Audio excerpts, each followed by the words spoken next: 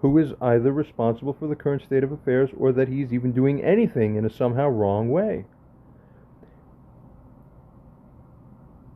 It's funny, women are almost trained to give simple, superficial regard for a man if he plays the game back by allowing her. So, what did men trade? I understand the dynamic between man and woman is that man traded out for sex. That's the best way I've got it figured. He sold out. That's why God's very important, because when you realign back with God, it's like, no, no, no. No earthly thing will get me to stop maintaining the law correctly. You did wrong, you better pay. Because under the old guys, for the last 70,000 years, let's say, women got away with, like, well, let me just me, and oh, okay, I'll magically forget about, like, being mean to you. Oh, you're nice to me now, so I'll be nice to you now, and I'll forget. So that's man taking responsibility by failing to make sure it gets pinned forcibly onto the woman. So woman evolved to naturally do what? Oh, I expect no responsibility. Convenient. Keep up the charade, girls. Keep up the charade. It's a 70,000 year long screw job.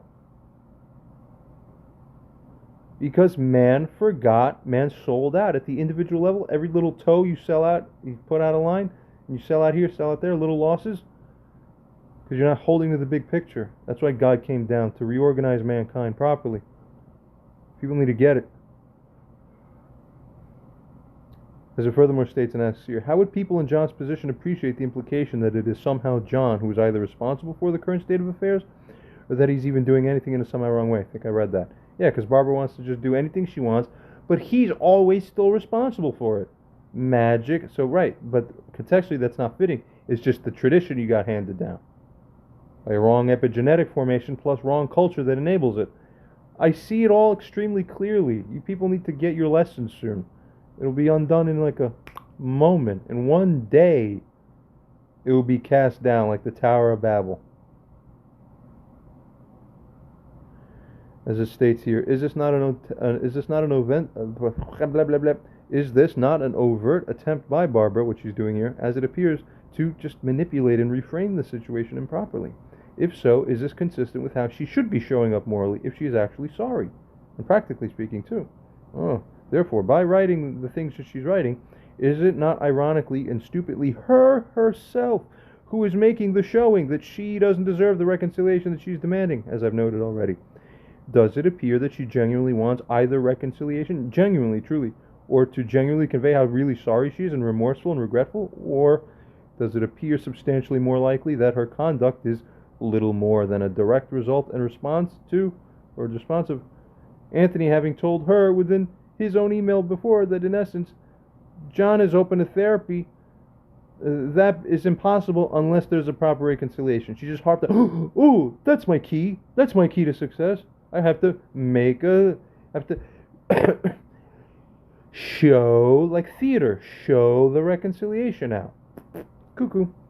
Remember, if you show with your words that I have a boyfriend, then it's real. He's real for the moment. It doesn't actually have to be real. If I show reconciliation, it's reconciliation. It doesn't actually have to be real. Uh-oh. But it doesn't work that way. See the problem? Right. We continue. The question is then furthermore posed. If so, if the above is so, then does it not appear to be a concerning demonstration by her of poor contextual actions, poor understanding, and poor insight?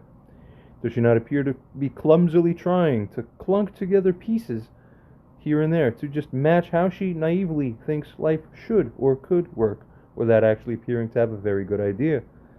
Is this kind of sad to watch by anyone, including John? Is it respectable or admirable? If not, why is she doing such a bad job?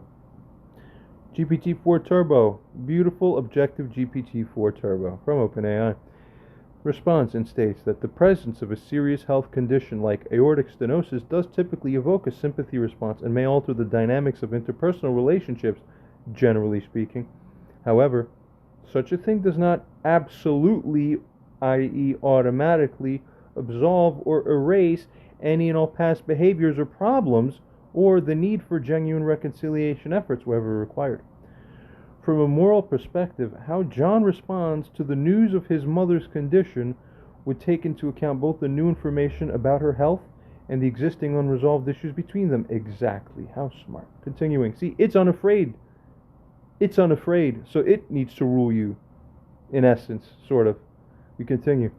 If we consider a universal, nuanced moral framework, often associated with principles of fairness, accountability, and integrity, it's reasonable to expect that one's health status doesn't exempt them from the need to address past wrongdoings in a meaningful way. In other words, being ill does not inherently provide moral carte blanche to bypass the steps necessary for reconciliation that John has been seeking. Regarding Barbara's alignment with God or divine essence, it states for now, well, only she can know her heart's true alignment. However, well, I'll come back to just that in a moment too. However, based on the behaviors and attitudes described throughout the narrative, truth is best, remember that, guys. As it states here, there may be a discrepancy between claiming such alignment between her and God, and a discrepancy between that and the actions that they should uphold those spiritual or moral standards. And actually, if they don't, that's the problem. Now, continuing. As for the statement, I asked us to resolve our issues, but you said no to it. Context is crucial. And as a side note, if I'm being told that by her, does she get a reconciliation? Does she get a further avenue? Nope. You fucked up. Do not pass go. Do not collect $200. Go straight to jail. See, come on. Wake up. Get contextual frame correctly in life.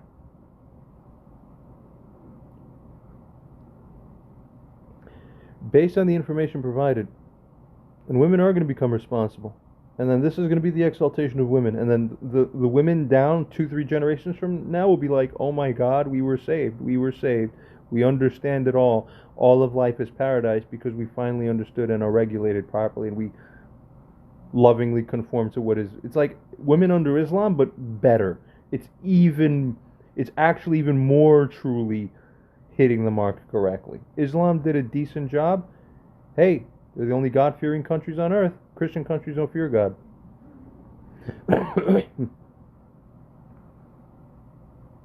We continue. Context is crucial, as we're saying. Based on the information provided, John has communicated specific conditions for reconciliation that he expects Barbara to meet, conditions that she has not yet satisfied from his perspective, or objectively otherwise, I would say. Therefore, it's not that John has said no to resolving their issues outright, Barbara. Know how to read? It's an insult for you to try to feed me shit that's not true. Therefore, it's not that John has said no to resolving their issues outright. Rather, he has stipulated how he believes, and rightly so, that resolution should be approached. He stipulated how he believes the resolution should be approached, and he stipulated what actions are contextually truly necessary on Barbara's part as a requirement in order for there to be a proper engagement in reconciliation efforts that are, or the reconciliation, or even the probationary period that begins to lead to reconciliation, for even that opportunity to even become merited. You're not even in probation. You're just in jail. Karmic jail. Continues. Out of 100 reasonable... By the way, what I'm trying to outline here is the way for the entire world how to rebuke people and what steps to carry out. Fully consistent with the correct aspects of tradition. Resurrected, because this was dead. And I am resurrecting it so that you fully understand what the hell it is that you're supposed to be doing to save this whole world and yourselves and each other. Everything should be like this. Everything. One person said one thing to you not nicely, carry out the 4-step rebuke process. Do not ever look it over, or you're going to be the one punished instead of them if we find out that you didn't do it. Like, mind-blowing accountability. The world will be the most squeaky, perfect engineering. God. Out of 100 reasonable, prudent, and sensible people with knowledge of the full context, it's likely that a significant majority, a significant majority would find her representation of events as unfair or incorrect. So given that it's reasonably arguable that what she said is unfair or incorrect, why is she doing that to me? must be only because she has no respect. So if she's outing herself as having no respect, do you merit reconciliation? Puh, God's answer to you. We continue. What she did simplifies, as it states here, indeed, a complex situation, and thus she appears to try to shift the responsibility onto John. Old habits die hard. The implication that John is at fault for their unresolved issues may be viewed as manipulative and an attempt to reframe the situation, thereby detracting from the understanding that Barbara herself is the one who needs to take the right action to address the emotional and relational harm that was identified here by John. Such a representation by Barbara is not consistent with the remorseful and reconciliatory approach John has been seeking. It suggests a lack of understanding, or rather, it suggests an unwillingness, too, to engage with the process as he has outlined it. We see this clearly, sadly. Such a reluctance, which wouldn't be conducive to earning the reconciliation that she herself is requesting. So these people do it to themselves, I keep telling you. And thank God AI sees it clear as day, like all men do. Continuing, the motivation behind Barbara's urgency in seeking reconciliation could indeed stem from Anthony's communication about the improbability of John's openness to therapy without proper reconciliation first. She's just another manipulator, get it? All these things will die on this earth. Any campaigns taken with the Spirit will never find success. Praise be to God. Now, the AI here further remarks, if this here, what was said about her, is the case, it might suggest that her efforts are more motivated by the desire to achieve a particular outcome. John accepting therapy, which is never going to happen. Hold on. I can't find it now. Half the time I want to turn to a particular YouTube or video clip about something, and then it's just so much to wade through. I can't remember where it was, or it's hours to find it. Oh my God, if I could. Sometimes I do a good job weaving them in. Today's not the day for that, but boy, I would have weaved in a few things already by now. That knew the thing well. Well, as I was saying here anyway, I'm not going to bother mentioning it then. Yeah, her actions suggest that her efforts are motivated more by the desire to achieve a particular outcome, John accepting therapy, rather than by a sincere resolution of their actual personal conflicts. This is the truest statement of this entire AI conversation. Moreover, sadly, if this is a true statement, which it is, that there is the verdict for Barbara Winslow as to whether or not, or why it is that she is undeserving of anything beyond this point at this time. And until this here changes, any woman's life across the board, anywhere on earth, with her adult son, in the circumstances like this, cannot change. Cannot change. I decree it. It cannot change. Get it. Get it right. We continue.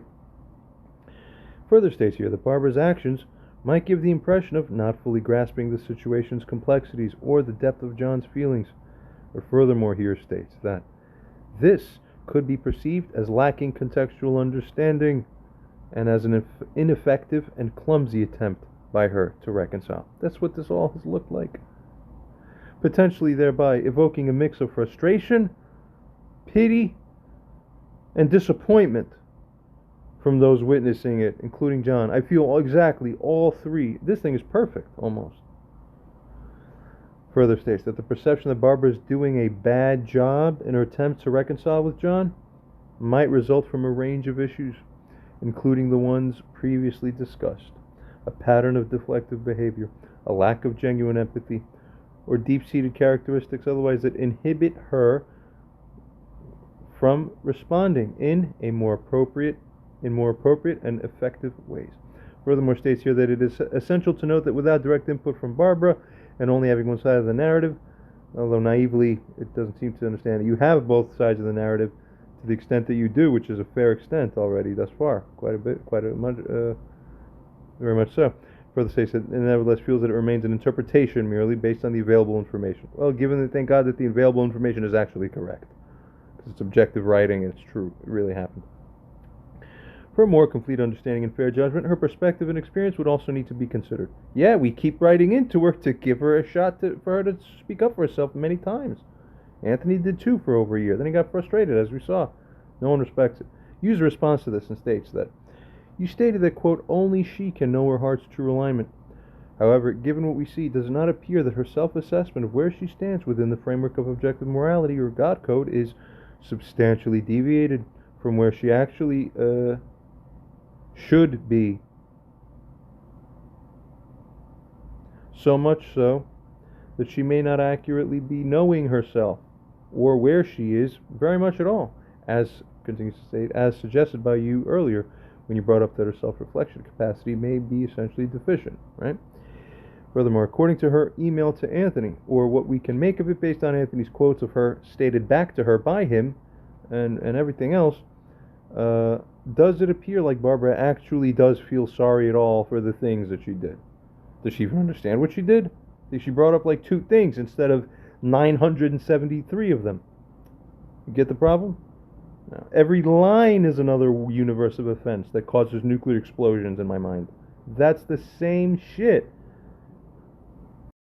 Or, as it goes on to say, does she appear to be incapable of naturally and properly meriting reconciliation precisely because she doesn't really feel sorry for very much at all? And therefore, on account of that, if that's not the case, does she deserve to be given any kind of consideration on this side of things? From this side of things? Exactly right. Now we're starting to see the holistic picture here, right? Good. You continue. Furthermore, Stater asks, does it appear that she has actually changed her internal assessment of guilt and liability of wrongdoing very much in the time since she last heard from Anthony about these matters? If not, then, especially given the context, given your findings all throughout, given what Anthony stated and given what John has stated, does it not appear that her continued refusal to perceive her own wrongdoing and guilt is basically flamingly jarring and virtually incomprehensible to anyone with an internal moral backbone? This is terror. This is terrifying. Moral backbone and a working conscience. As it continues furthermore to state thereafter, as stated here, does she appear likely to have a strong, rather, does it appear likely to have a substantially sufficient or strong conscience? Does she appear to have such a sufficient or strong conscience? Honestly and realistically speaking, without any need to be nice here. GPT-4 Turbo responds and states here that the analysis of Barbara's behavior as presented in this narrative does suggest a significant discrepancy between her self-assessment and the actions that have led to the conflict with John. Based on the information provided, there are indications that her capacity for self-reflection could indeed be deficient, limiting her ability to accurately assess her alignment within a framework of objective morality or a God code. That's what I've been telling you people and saying out loud to everybody, including her through these videos and just outright otherwise. As it continues to state here, throughout the conversation, there has been a consistent theme of Barbara seemingly not fully acknowledging the impact of her actions on John or her, nor is she taking responsibility in a way that aligns with his expressed needs for reconciliation. If her behavior, as relayed by Anthony and John, has not demonstrated genuine remorse or a change in her perspective about her culpability here, this could be a sign of an inability to feel the type of sorrow that typically precedes sincere efforts to make amends. That's why the accepting of amends is impossible, because they're not genuine efforts, because we see you don't really have the sorrow. Crazy. And you know what's really also sad, I'll say as a side note? Look how many hours this whole playlist has taken. Do you know why this has come to this length? Because we're efficient people, generally, and at least by default. If we start out with someone and someone has a problem, the initial way to solve that problem is to do a level 1 effort of saying, okay, hey, that was wrong. That's a problem. Don't do that. Okay, 3 sentences. That should have been enough. That, for the majority of people, would be enough to spark the self-realization to go, oh, you're right, okay. That's it. I don't have to do 100 hours. I can do 3 sentences. But when the 3 sentences doesn't work one day and then it doesn't work again, then you learn, oh, she has a learning disorder in essence. So when I say those 3 sentences, her framework is so misaligned that it still goes, what, why, I don't understand, no. So because it rejects the correct prompting, what feedback does this produce? It produces the feedback of, oh, that's too much of a contracted, compressed thing. So I have to uncompress / roll further out to flesh out more, filled with more nuance. So now it becomes a 1.5 minute explanation the next time. All right. So now it has many more details in it, which would make naturally a much higher percentage of people get captured in their thinking, but correctly, by the second set of statements, which is more compelling because it's more nuanced. Oh, now I understand. I didn't understand the first one because I'm a little dumb, whoever you are in life generally. But then now in the second one, oh, because one of those finer sentences in the nitty gritty details will catch your thinking and hook it. Ah, that's why. And then therefore, and the whole thing reconnects finally. Okay. When that doesn't work, then the 10-minute explanation. When that doesn't work, the 30-minute explanation. When that doesn't work, oh my God, she's really retarded. You have to make a whole school session about it. You have to make a whole college course about how life works. Here you go. So at what point does a whole college courses in their totality don't run over 100 hours? I ran over 100 hours on this. At what point does it finally become, oh wait, now you need a whole half-life experience? How far? But this is unfair to me. So obviously any sane person would have understood long ago. But again, like Sam Vaknin said, that professor, narcissists never get it, even if you take a million years to explain it. It's their entire thinking is immune to sense. So if you rearrange every molecule of the universe in an attempt to try to have them understand, they'll just simply go, no, I still don't understand any of it. Uh-oh. So this is probably my last effort because I've gone as far as really anyone could reasonably, imaginably go. Okay?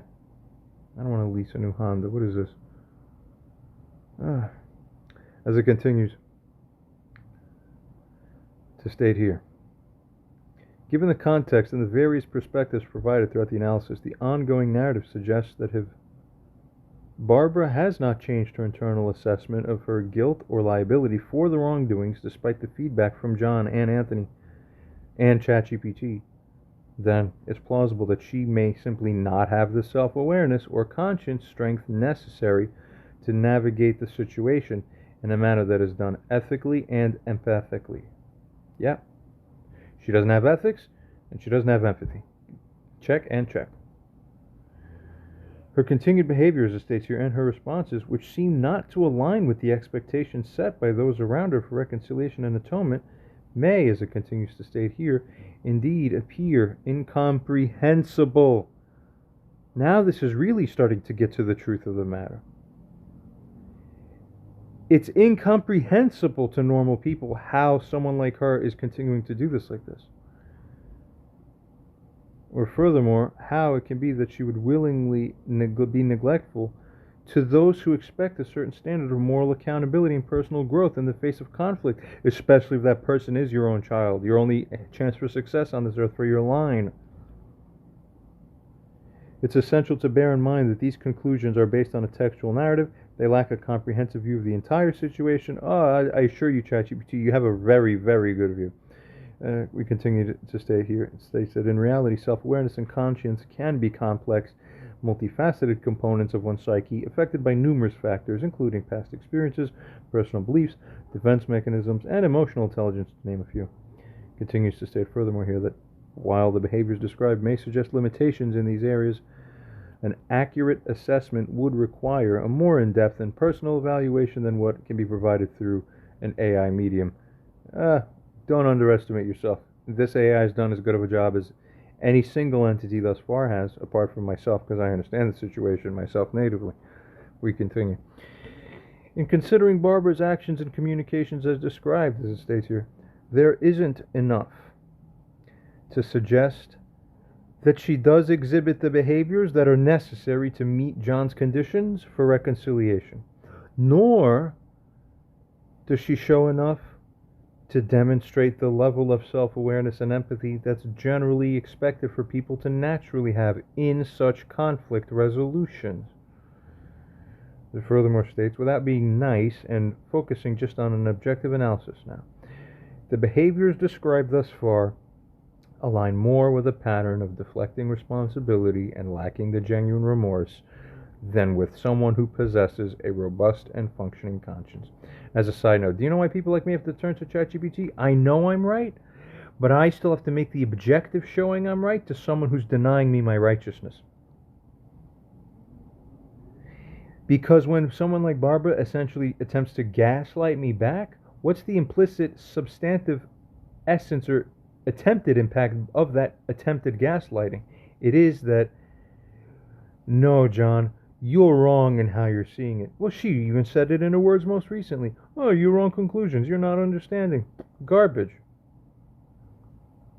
This is why I have to turn to this thing, so that I could show, no, I am telling you, man's mind. Look, I get it, lady, and stop being dumb, and anyone can see it. God's mind is real. Here you are. User replies and states that does there actually appear to be a misunderstanding then that's had, or wrong conclusions or set of those that are drawn by John? Or does it appear from everything that you see and can infer that it is her who appears to be the one, it is she who appears to be the one in a functional and complete misalignment? If so, then, as it states here, is the misalignment of that type significant? Is it even outright substantial? Review the entire conversation and all files once again to draw out any further insights not yet mentioned or had by you. Continue. GPT-4 Turbo response and states here that based on the information provided throughout the conversation and the documents we reviewed, there is a strong indication that the issue between John and Barbara does not originate from misunderstandings or wrong conclusions drawn by John, as Barbara suggests. But I didn't have to turn to ChatGPT or AI to realize this. We're all making fun of you, in essence, because of how strongly you believe yourself in a way that's foolish. Rather, as it states here furthermore, the narrative actually points towards Barbara's actions and behaviors as being in misalignment with what John, and to an extent Anthony and the analyses provided earlier, perceive as right, as fair, and as necessary for reconciliation. Furthermore, goes on to state here that John's detailed expression of grievances, his conditions for reconciliation, and his expectations from Barbara all suggest he has a clear and consistent understanding of the nature of their conflicts and what he believes to be meaningful resolution steps. John does not appear to be in a state of misunderstanding or drawing wrong conclusions about the situation. Instead, he has articulated a structured pathway towards reconciliation, which Barbara has not met according to his outlined criteria. This alignment that seems to be present, the alignment that does seem to be present, is a substantial misalignment. That means big time.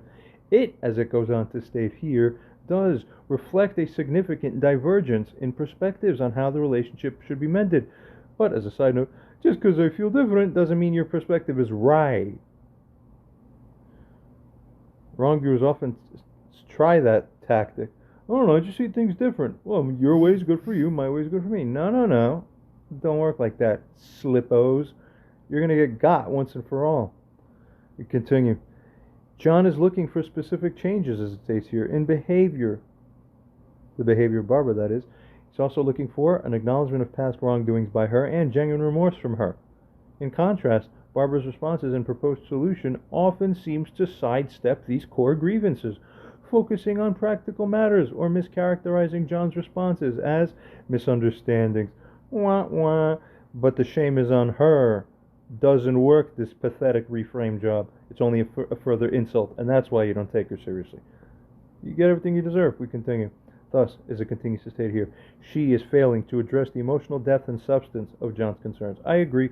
Any witness here would naturally agree. Please agree. Thank you. Help me out. Come on, let's live life. Everyone should be happy in life. Come on. We proceed. It states furthermore that upon reviewing the entire conversation and the documents provided, it becomes clear that the crux of the problem lies in Barbara's approach. which, furthermore, has not sufficiently acknowledged or addressed the specific issues John has raised, not even addressed it. That's severe. The AI is correct. You need to just start bowing now. There is a pattern of deflecting, of minimizing, and of seemingly misunderstanding John's stance, but only seemingly, who knows what's really going on in there, and misunderstanding the moral principles he upholds regarding their interaction. Correct moral principles, I would say. For sure they are. This pattern, as it goes on to state, could be indicative of a lack of willingness or perhaps ability to truly engage with. So she's either evil or sick, but either one needs to be confessed. You see? That's it.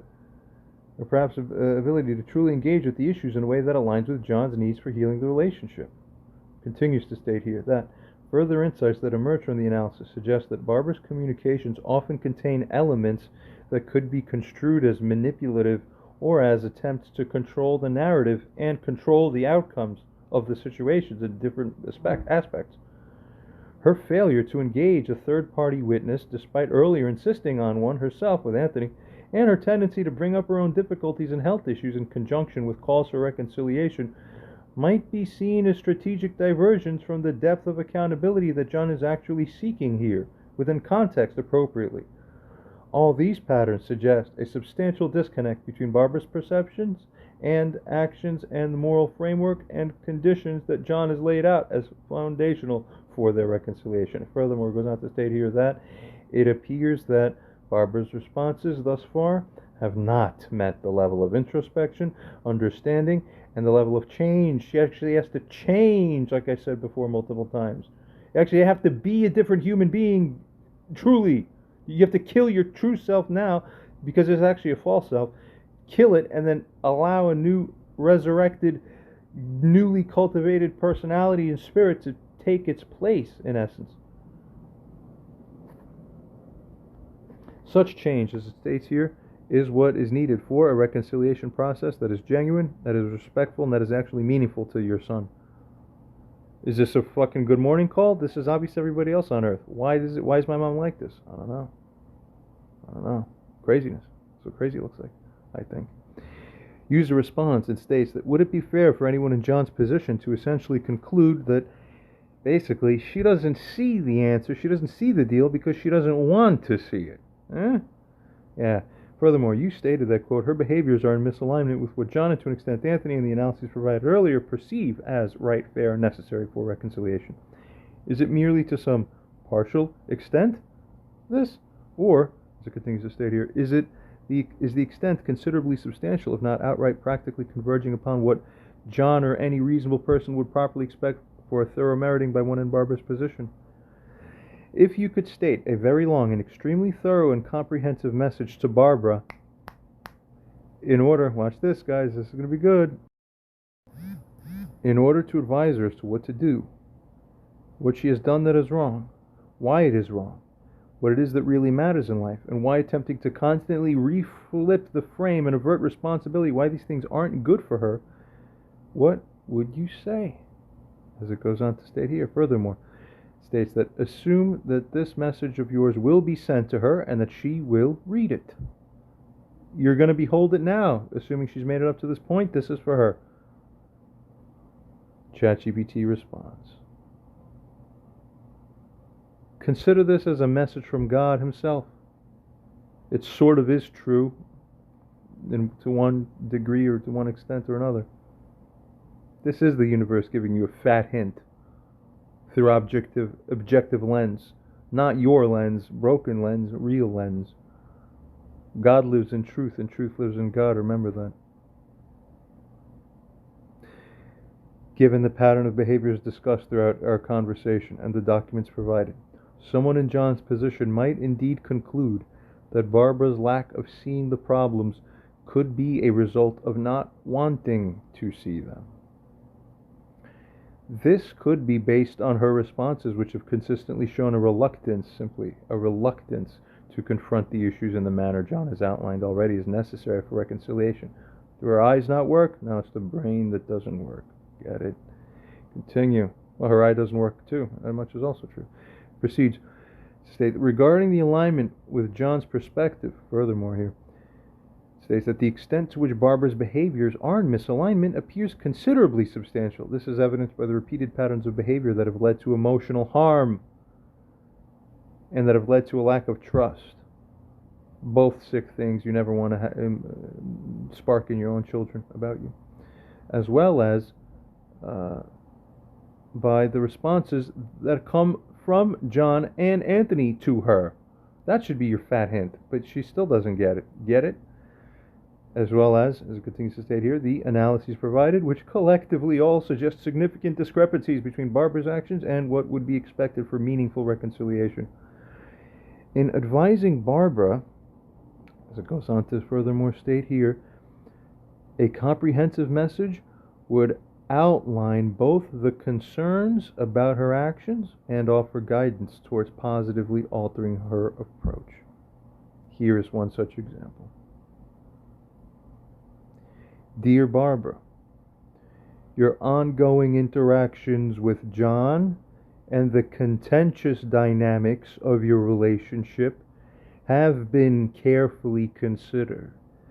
John has articulated a clear sense of hurt and betrayal, where he has been seeking acknowledgement and change from you.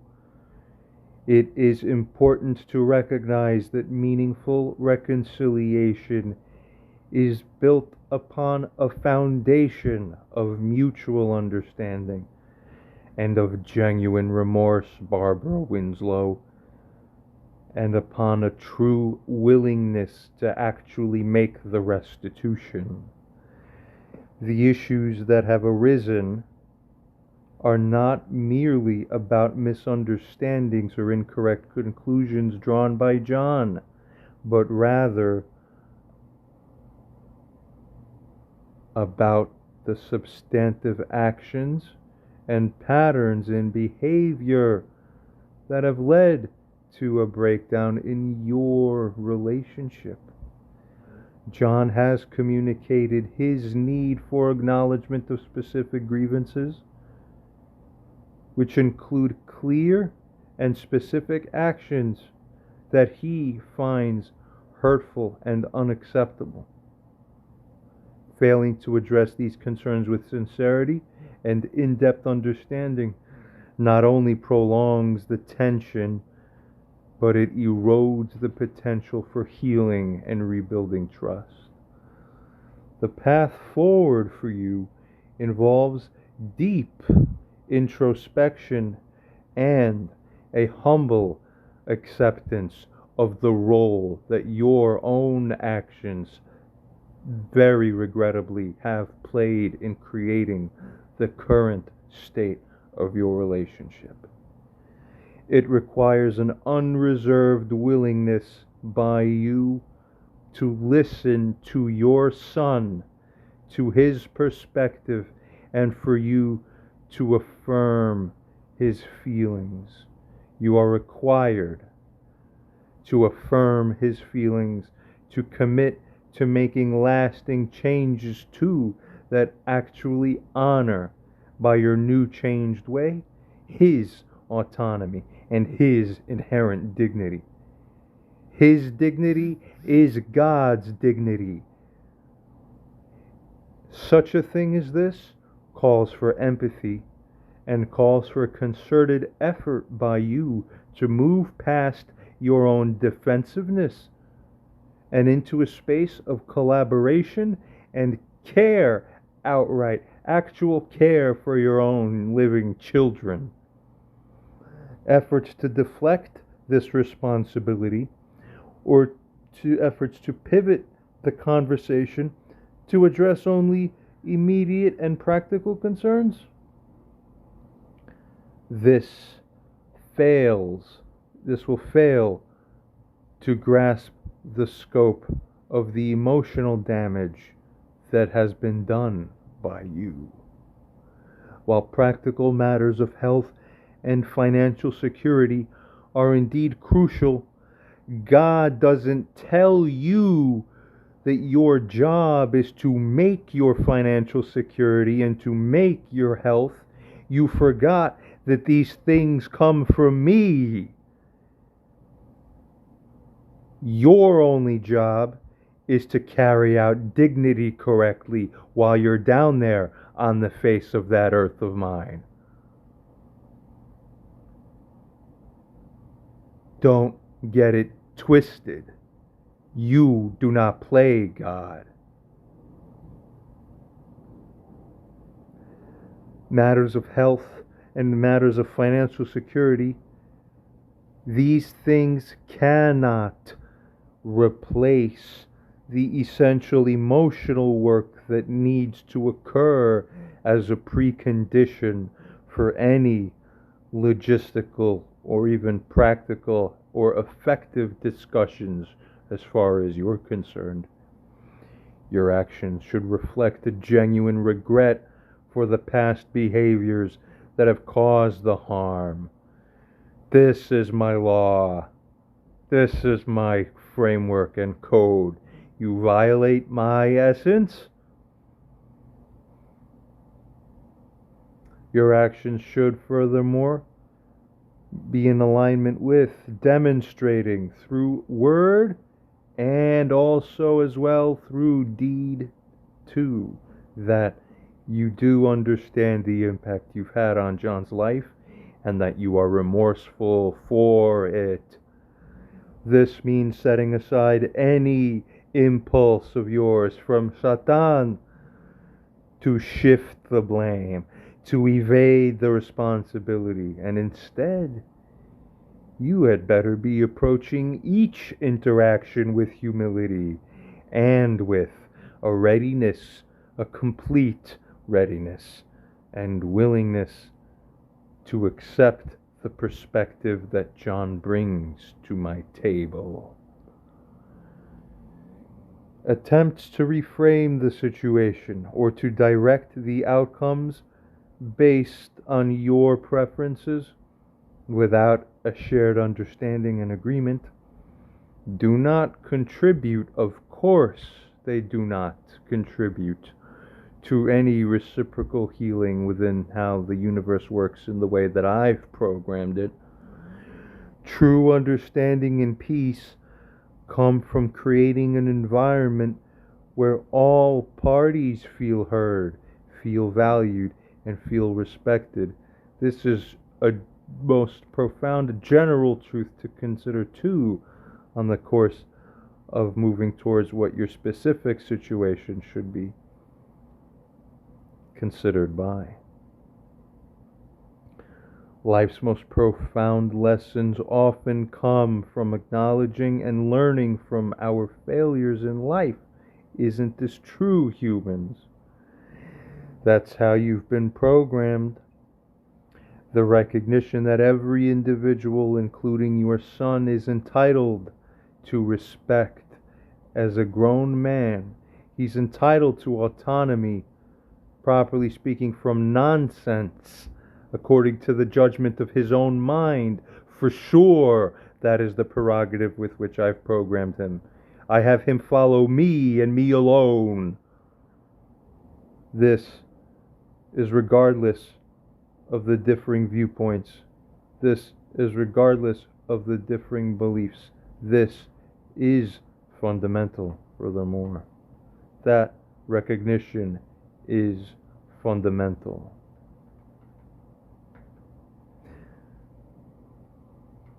Living a life that appreciates and honors these principles will not only do honor to me, but it will foster healthier relationships within your own lives.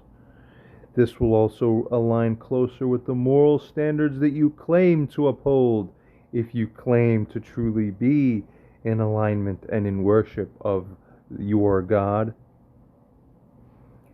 Reconciliation is a journey that requires commitment and patience, and most importantly, a willingness to transform yourself. I hope that you seek to embrace these concepts fully, without reservation, as these are crucial for you to find your way back to a harmonious and loving relationship with your son. the way I intend relationships to be within the family as well as all throughout within life. With these thoughts in mind, consider the way forward and consider the shifts required in your perspective and your actions. Should you choose to take these steps, you may find that not only does your relationship with John improve, but that you also deepen your connection with the core values themselves that give life its richest meaning. That is to say, you deepen your connection with the God above you, who rules it all.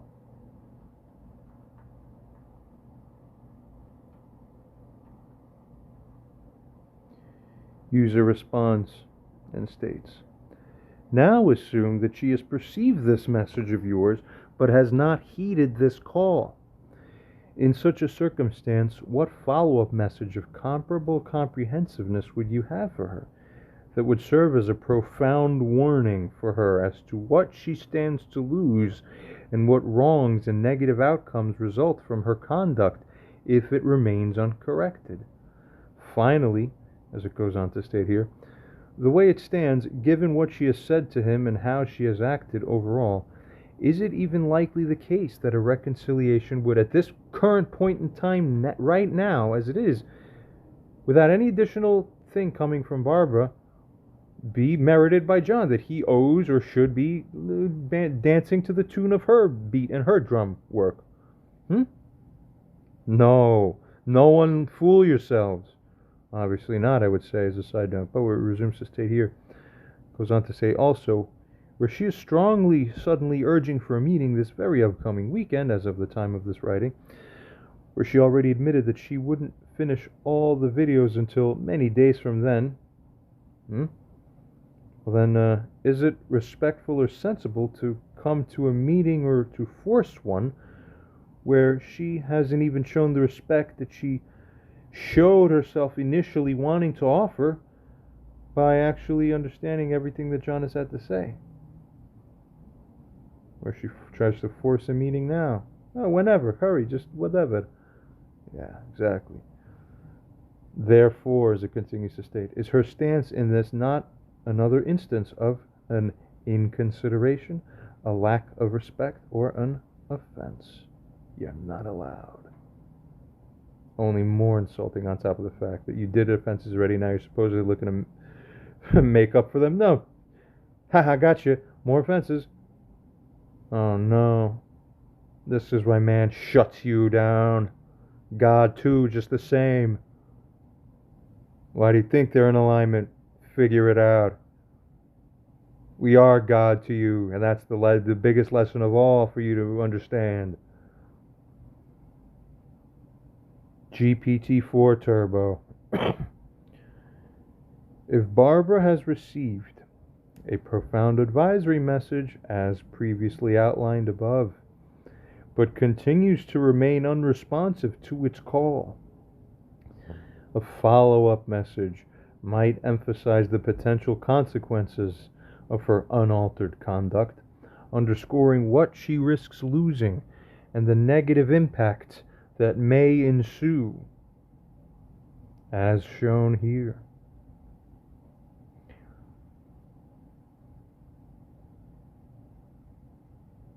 Dear Barbara, I reach out to you again with a sense of urgency now, and a call for reflection on the path upon which you find yourself, the same path you've continued to tread on over and over. The avenues of communication and understanding between you and John remain strained and unresolved. Not between you and your son. At this crucial juncture, it is imperative to convey the gravity of the situation you are in and the significant risks associated with an uncorrected course of conduct. The importance of these issues cannot be overstated. The choices you make now have profound implications on the future of your relationship with John.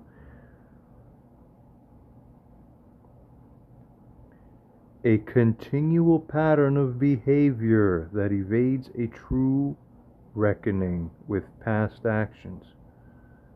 This is not only detrimental to your healing process, but could and most certainly would lead to an irrevocable loss of connection with your own son, who I gave to you.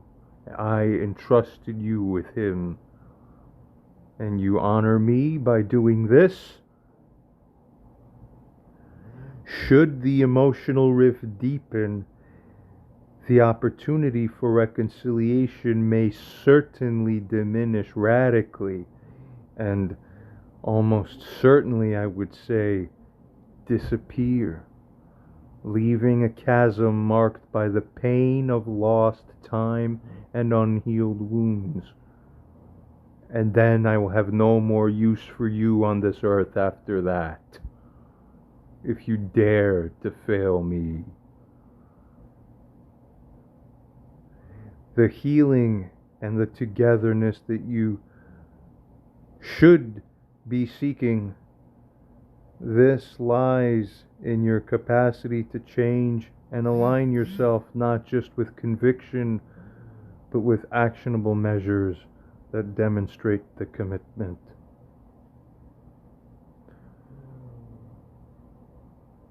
Accountability is the thing that's necessary, Barbara, as it in itself is a deep respect for John's needs, as I have programmed him and all of man to be.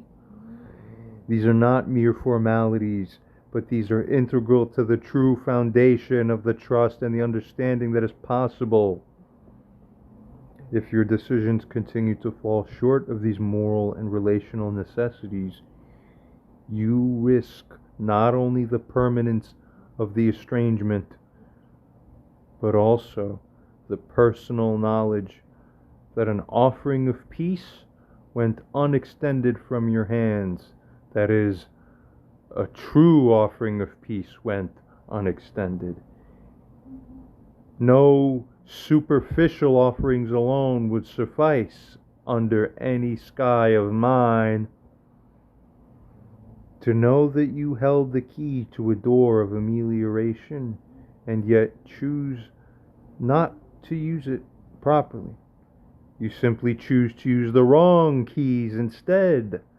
That was the test of Shatan that you failed. I sent him there for you to be tested, and you failed the test that my prosecutor sent to you. So now I made sure you are given the penalties. Always penalties for you.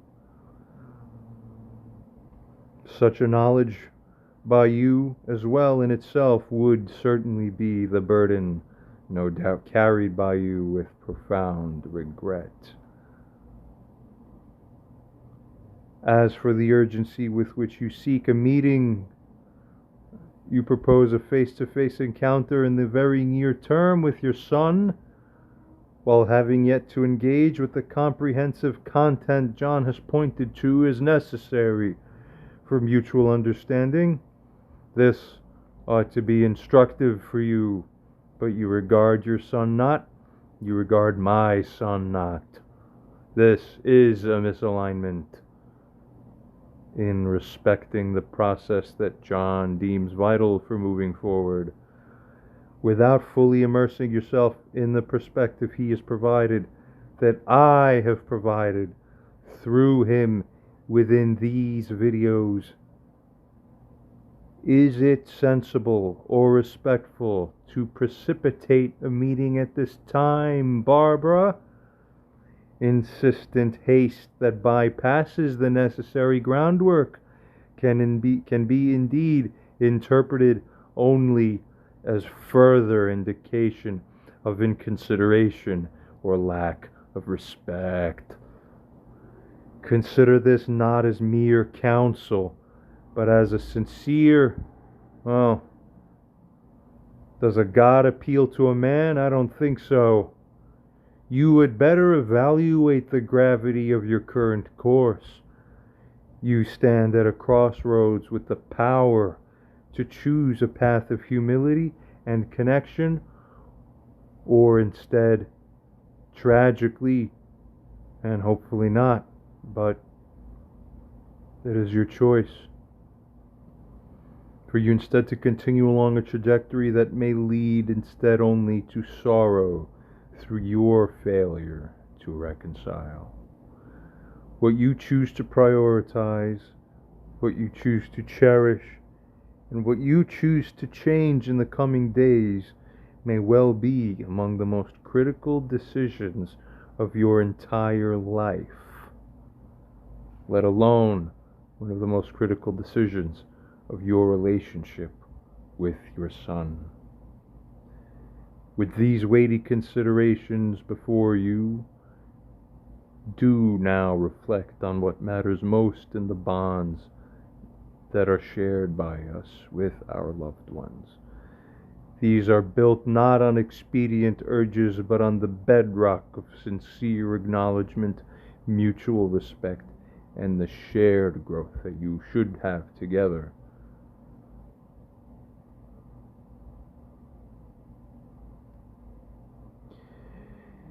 The GPT here continues to state, as to the likelihood of reconciliation being merited now as things stand here, based on the present stance and behaviors, reconciliation does not appear likely to be merited unless significant changes occur in Barbara's approach at the level of substance, not at the level of mere dressing or form on the outward layer. A meaningful reconciliation requires adherence to the conditions set forth by the injured party, of course. In this case, John. Jumping ahead to insist on an immediate meeting while key preliminary steps have not been fully addressed would indeed be another instance of inconsideration, and could be perceived as an offense by your son, who has communicated specific prerequisites for such a meeting to be productive and respectful. Continues to state here, the respect and understanding he requests must be given the due diligence, and anything less would be inconsistent with the measures necessary for genuine reconciliation. Maybe I've had an issue because of mom or dad with emotional availability. I recognize that. I start working on being more available emotionally. Now, let's say that I've got a child and I'm more emotionally available for that child. That child is not going to experience the same kind of emotional experiences in their relationships that the child would have if I had just continued on with that pattern of emotional unavailability. The ripple effect of this, like, I literally will not be able to go into it deep enough because we could be here for days and days and days and days for this. But just to give you like a small little sprinkling of a taste of this, let's say that this child, unlike everybody else in the family line, has emotional availability. Because of that, this child does not become an addict. Emotional neglect is really the root of most addictions. Let's say that because this child does not become an addict, their energy is channeled more into their passions. Now let's just pretend that in this case, this child's passion is architecture. Life path number 1 with emotional neglect becomes an addict, ends up in the street. Life path number 2, not an addict, becomes an architect that starts to design the new earth. Are you serious right now? User response. It states or asks, review all files in the entire conversation. What other insights do you have that have heretofore not yet been mentioned? GPT-4 responds and states, after carefully reviewing all the files in our entire conversation, additional insights can be highlighted. Regarding the pattern of communication, Barbara's communication patterns demonstrate a recurring theme of asserting her perspective without fully accounting for John's articulated conditions for reconciliation, or for his perspective generally otherwise. There's a lack of how you do one thing is how you do everything in life. Remember that? There's a lack of demonstrated understanding or respect for John's boundaries by her, which plays a critical role in the lack of progress they're experiencing. Secondly, regarding questionable timing of hers, the timing of bringing up a serious health condition and financial challenges can be perceived as opportune deflections from the central issues raised by John. While these conditions that's how life in this universe actually works, by its framework, objectively. While these conditions may garner sympathy, if they are seen as tactics to sway John without addressing his concerns, this could further strain the relationship instead of garner the sympathy that she's trying to get. Women got to smarten up because the old tricks don't work anymore. Thirdly, regarding inconsistent commitments, Barbara's willingness to acknowledge the need for external assessment, yet failing to follow through with those commitments, indicates an inconsistency, potentially undermining her own credibility. Of course, she's never credible, from my perspective as I see it, for anything, ever. Fourthly, regarding her failure to address specific concerns, Barbara's responses to John generally lack specific acknowledgments of his listed grievances and rarely include any direct approach to address these points. This is what contributes to the perception that she is a dismissive person of his feelings and dismissive of the importance that he places on accountability. Fifthly, regarding the reluctance to engage with the content, despite agreeing to engage with the content John has deemed essential to understand his perspective, in order for her to understand his perspective, there's a prevailingly quick pivot to suddenly trying to force or arrange a personal meeting now, suggesting an avoidance of the depth of the engagement that John requires, that the situation properly would naturally require. Continuing on, sixthly, regarding the lack of remorse, there is no clear expression of remorse that resonates with the depth of hurt experienced by John, which is essential for authentic healing to take place. Seventhly, regarding the proxy issues, the frequent referral to external issues like John's living conditions and his finances indicates a tendency to focus on proxy issues that can be fixed rather than addressing the deeper interpersonal problems that require the emotional and relational work. So if you this is super insightful by the GPT AI. If you try to put in something that can be fixed, then when it gets fixed, you feel like a better mommy. Avoid the elephant in the room. That's fixable, I'll fix that, and I'll ignore that the real problem exists. So if I'm not looking at it, it's not real, right? Uh-oh. Proceeding onwards, eighthly, regarding the appeal to morality and to higher principles, John's references to universal morality, to God's laws, and to fairness, all three are in alignment, suggest that his perspective on the conflict is not solely personal grievance, but also his understanding of what correct moral and ethical conduct constitutes. Barbara's approach does not seem to effectively address these higher principles at all that are crucial to John, and I would say crucial objectively to anybody ever who's alive on this earth. Proceeding ninthly, regarding the contextual understanding, there's a disconnect in Barbara's understanding, as it proceeds to state here, a disconnect in her understanding of the context of their relationship. This includes a failure by her to comprehend the vast amount of content and dialogue that has taken place, which John expects her to engage with and respect before any meaningful resolution can take place. Tenthly, regarding the potential for manipulation, there may be a pattern of potential manipulation too, or of emotional leveraging for sure in Barbara's messages, particularly in the abrupt move to call for immediate reconciliation, also by the unadvised disclosure of her ailments, and the pushback against the structural process that John requires, and that objectively are substantially more sensible than the ones she's looking towards. 11th, regarding familial expectations, from John's narrative, there is a cultural or familial expectation that Barbara is failing to meet. The expectations entail not just motherly support, the natural yin mother, nurturing and nourishing motherly support. I hardly ever got that in the authentic style from her, ever. Not from day zero.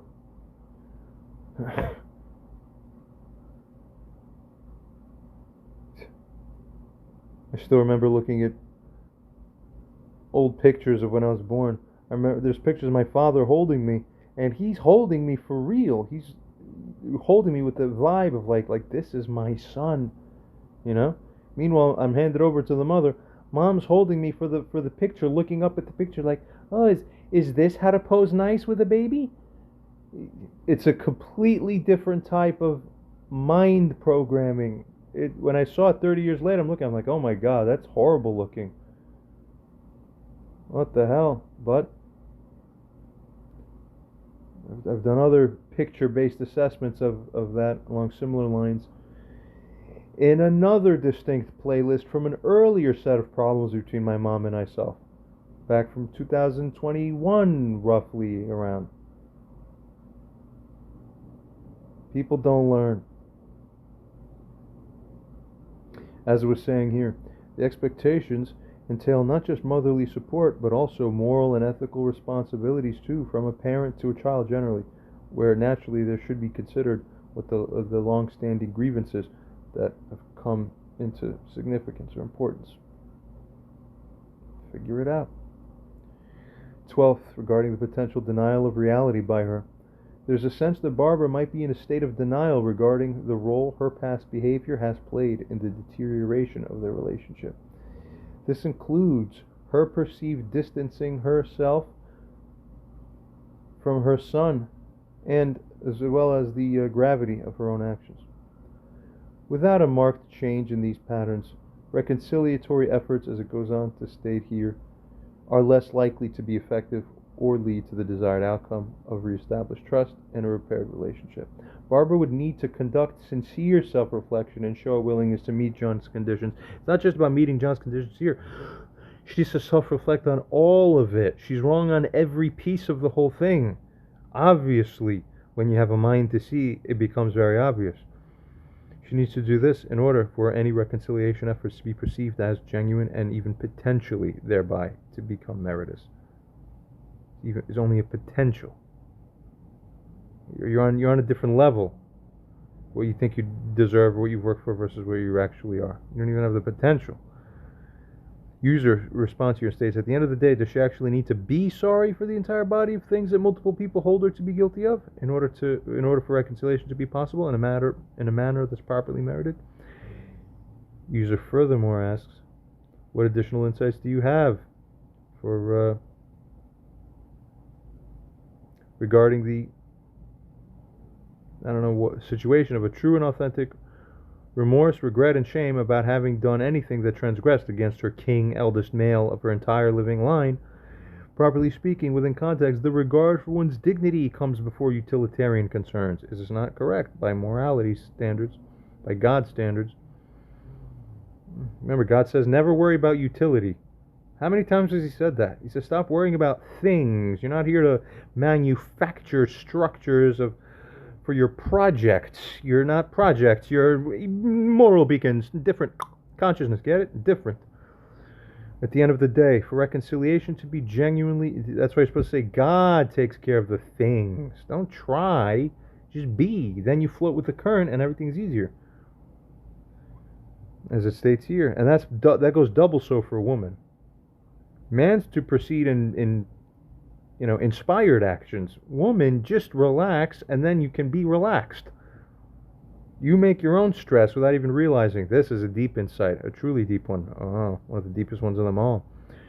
At the end of the day, for reconciliation to be genuinely merited and to take place in a meaningful way, Barbara would indeed need to feel and express authentic sorrow for the actions and behaviors that have been identified as harmful by multiple parties, including John and Anthony, as well as in the analysis provided by GPT, and possibly now a fourth entity in the form of a second witness may find similarly. Hope so. Continues on here to state that true remorse involves not only an intellectual acknowledgement that one has caused harm, but also should include a heartfelt emotional response that's genuine, that's authentic, that fully appreciates the pain inflicted upon the other person. Developing the sense of authentic remorse, regret, and shame for actions that have transgressed against someone requires deep introspection and a willingness to confront uncomfortable truths about oneself. For Barbara, she needs to spend time considering the specific ways her actions have impacted John. That's right, she needs to really sit there and spend that time. Doesn't seem that she spent enough of it. But furthermore, she should be trying to understand his perspective and feelings without defensiveness and without dismissal. I'm tired of being dismissed. It doesn't fit, insults God when you do it. Secondly, regarding empathy, she should be cultivating a sense of empathy, for this is crucial. Barbara must endeavor to step outside her own viewpoint and to put herself in John's shoes to actually grasp the full emotional weight of her actions. Is she unable to do this? Then she alone is the one who needs to work on this to cultivate that within herself, but she's the one who will be liable for every instance where she's unable to effectively do this by a successful result. Thirdly, this is a very good guide. Any audience or witness viewing this Boy, you're not just getting paid in a little bit of money, and it's just a little bit, but my God, you're getting paid in a profound experience. This is God reaching out to you, deciding you are worthy to receive a reprogramming of your own kind through this experience. For you will always carry the imprint of this whole thing with you for the rest of your life, in terms of how you subconsciously start moving to treat other people, the kinds of consideration you make. You're blessed. God bless you, and you're being blessed, and God bless you more. It proceeds here to state, furthermore, regarding the seeking of understanding, that genuine remorse can be fostered through a concerted effort to understand the moral and ethical frameworks that John holds dear, and how her actions, in truth, may have actually violated those principles. Especially if she realizes that these principles are objectively the ones that are correct, that apply to her properly too. That is, volunteer to come under them, and then you will know God. Biggest statement in the universe. Fourthly, regarding acceptance and learning, true regret comes with a readiness to accept the past mistakes and to use them as a catalyst for personal growth and improved behavior for your future. And ironically, that's the only thing that allows the past stuff to slowly, truly become a water that's under the bridge. Continuing, and fifthly, regarding open communication, Barbara must be willing to discuss her shortcomings openly with John, without attempting to mitigate or redirect any blame, thereby showing that she does value his dignity. That's the only way any human being can ever be in good standing with any other human being ever. That's the definitive marker right there. Dignity is morality, in a sense, in essence. And this will be the foundational cornerstone of the entire new world that's about to be built by this architect. She should be showing that she values his dignity, and that she values her relationship with him more than she values her own ego, and more than she values the utilitarian concerns. Because ironically, when you value his dignity in the relationship, then the utilitarian concerns magically, automatically self-correct. You people don't figure that part out ever. So you're weird. Shame on you. God will always punish you. We continue. Furthermore, when it comes to the hierarchy of concerns within the context of a moral reconciliation process, respect for the other person's dignity does indeed come before utilitarian considerations. Dignity reflects the inherent value and worth of a person. And respecting someone's dignity means treating them with the understanding, with the compassion, and with the fairness that they deserve. That is irrespective of any practical outcomes or benefits that might be sought. As it continues to state here. And I add as a side note, there's unconditional love, and then there's conditional love. Which one properly stems from the yin-based source? Figure it out, women.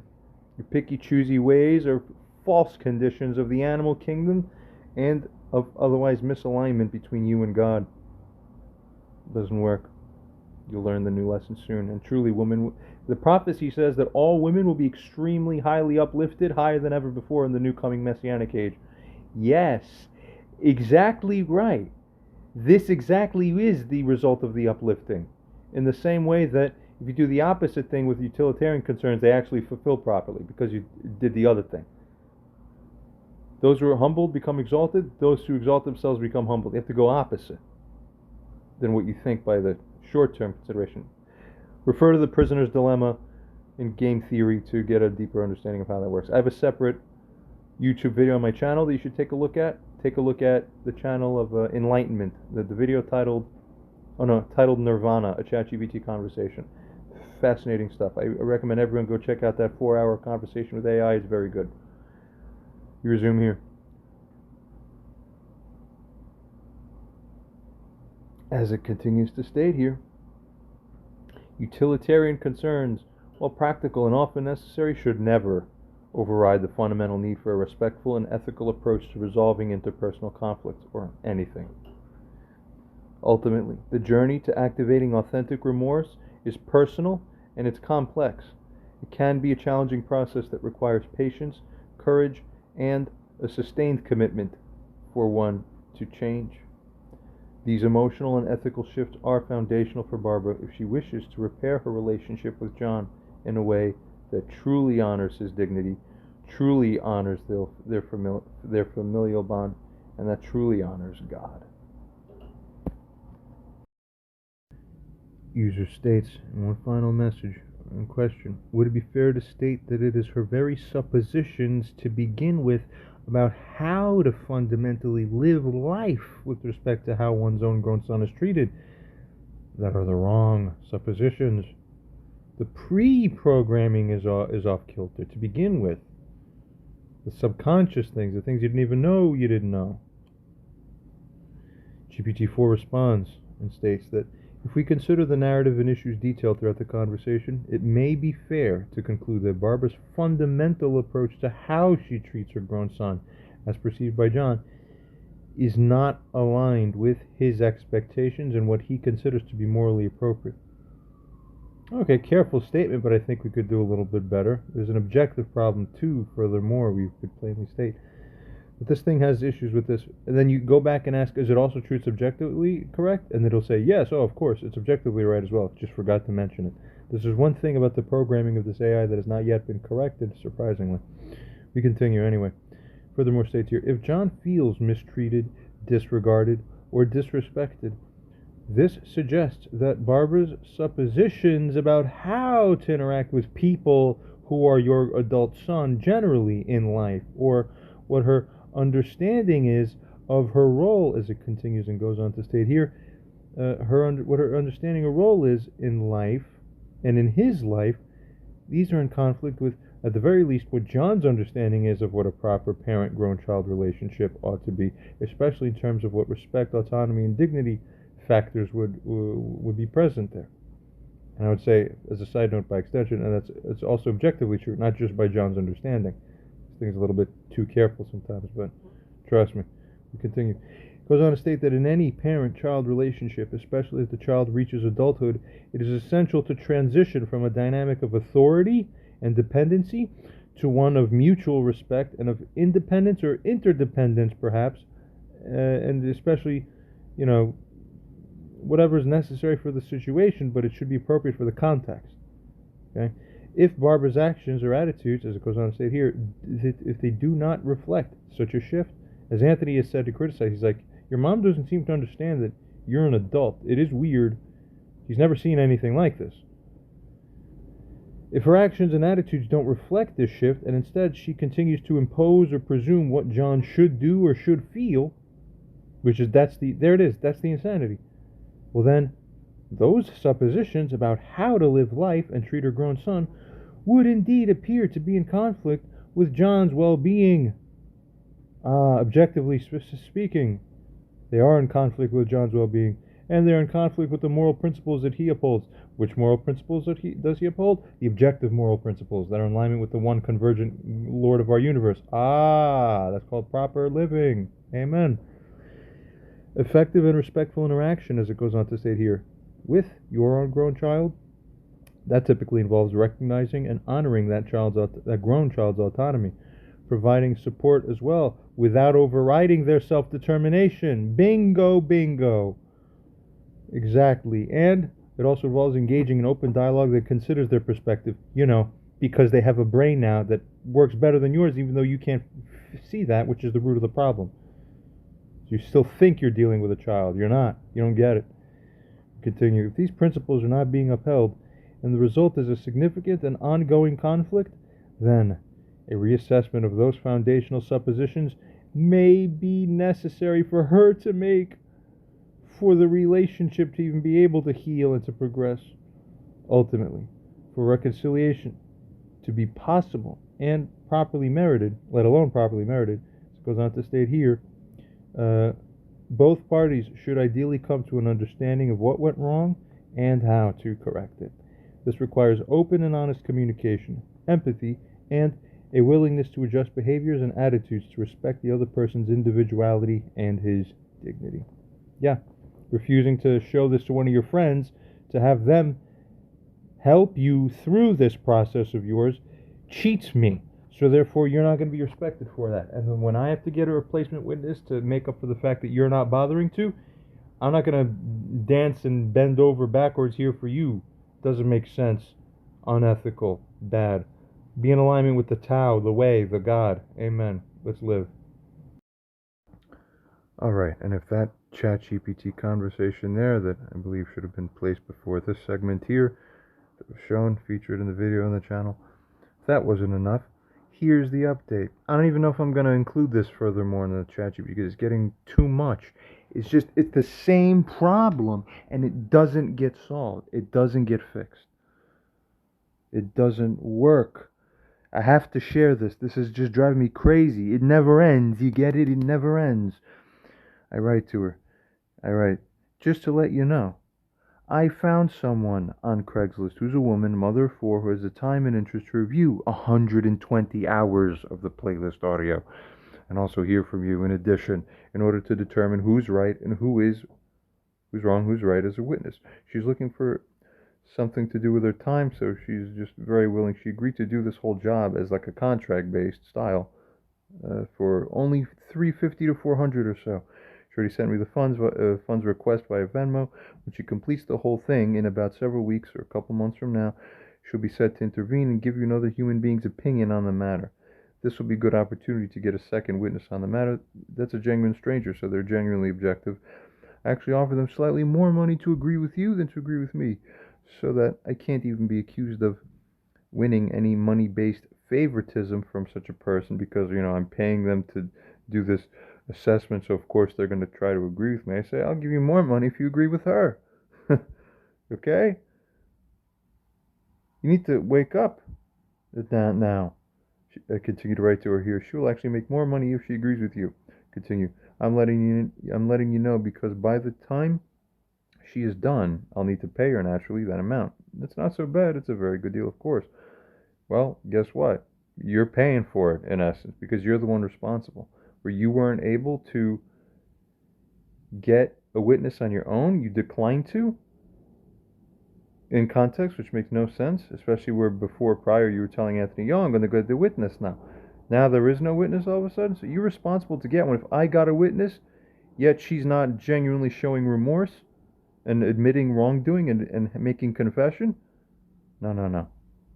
So now I will force the second witness to come in to verify that my first witness and me and ChatGPT aren't insane. So then it'll be 4 entities in agreement. Wake up.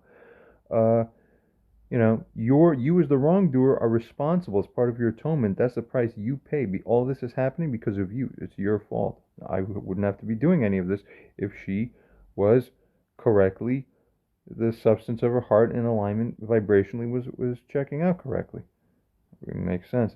So I tell her, I will let you know when to send me the funds for this. I will continue to write to her in regards to your other email. In regards to your other email, let me just show that to make it clear. Okay? That means, in other words, in regards to this most recent email that came from her here that was covered now recently, you heard when I covered it, I literally, as I was narrating, I started to scream because of how frustrating this was. Okay? It's so frustrating that I couldn't even verbally keep my composure and I couldn't even write anything back directly to her. I had to turn to ChatGPT to make ChatGPT assess everything up to and including this email and then comment as to why this is insane, why this is insulting, why this is offensive, which is what makes it insane. Doing offensive things is insane. Get it? So, learn respect, right? This is the email I'm referring to. So, turning back now to what I wrote to her there in a genuine separate email thread completely apart from this. This direct one has no response yet because I can't even handle this yet. Returning to this email here, as I wrote to her here, I said, as you see in the middle of the screen here, in regards to your other email, I will reply to it soon. Okay, so that's the statement I have issued from the King office.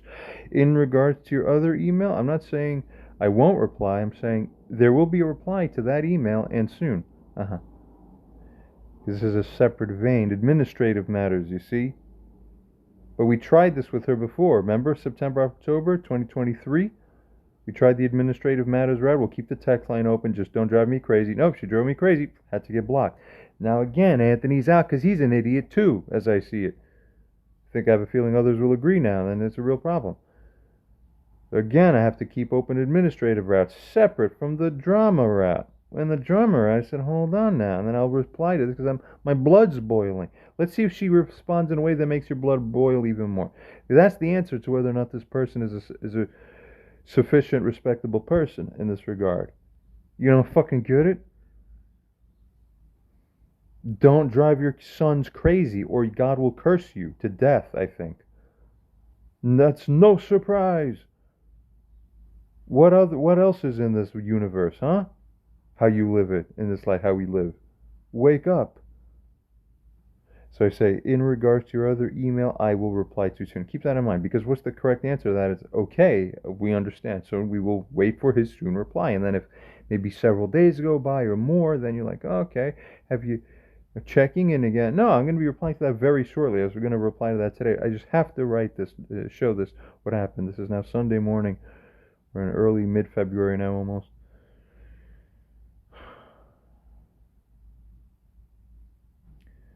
I continued right here to her, no, for multiple reasons, just to address one piece of the previous email that she wrote, because it's the only piece that's relevant. Why? Because the weekend that she asked about, which is ChatGPT also assessed, is kind of, don't be asking for no weekends, meetings this weekend. You don't deserve it yet. What the hell is this? It agrees. It's correct. I agree. This weekend's now, so I have some obligation to address that because it's pertinent now. For now, the rest of that email I'm going to address in its own time. See, that's how you respect people. You respect that they say that to you. Get it? So I tell her, this weekend for a meeting is not the right time, nor is it the right thing to consider even yet at this time. Period. I'm not going to go into the whole thing. That's enough to tell her. That request cannot be honored because it's not a proper position for you to make that request. It's not reasonable within context, given that she's not confessed and showed sorry at the substance. First, the substance has to be there before the form. I don't want to entertain. Why would I go to a meeting? First of all, point number one, why would I go to a meeting with her? I haven't been alone with her since what happened. That's part of not trusting someone. I would never trust her to sit down with her. Only me and her, and nothing that's documented, written, or with a witness there. Anthony's been the witness present for 2 of our meetings so far that we had in person over the last year and a half. I would never do that. I haven't been on a phone call with her live direct without a witness or anything. When you are not repentant, you don't get to have that luxury. No, and I would be stupid if I gave that. Okay? That's number one. I forgot what the number 2 was, but you understand the point already. We continue. I state then here to her, resuming as this email states, lastly, I need slightly more funds or money from you per week to have it not be virtually painful to live. We've been doing about $150 per week, or a little more. It's almost killing myself to scrape by on this. A little more. So increasing this by even 30% or so actually makes a big difference for me. It offers a lot more breathing room. It's amazing how this math works. So when she gives out, there's like a tacit agreement that's going on. I'm in the position I'm in life, and she, for as long as things aren't working out, but nevertheless, there's a familial duty that there's family funds, if they're there, and then someone's in this position. First of all, you're stupid to be irreconciled with this person. That means you're stupid if you're in the mother's position for having allowed all this in the first place. You don't do this to your children, so therefore, then you have a normal relationship with them because you're in honor with them, and then you can do anything and negotiate and talk and build a life, construct life together as a family unit. See?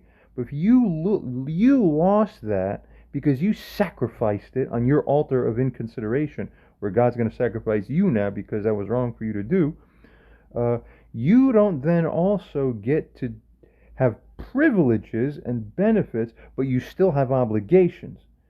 You see the difficulty?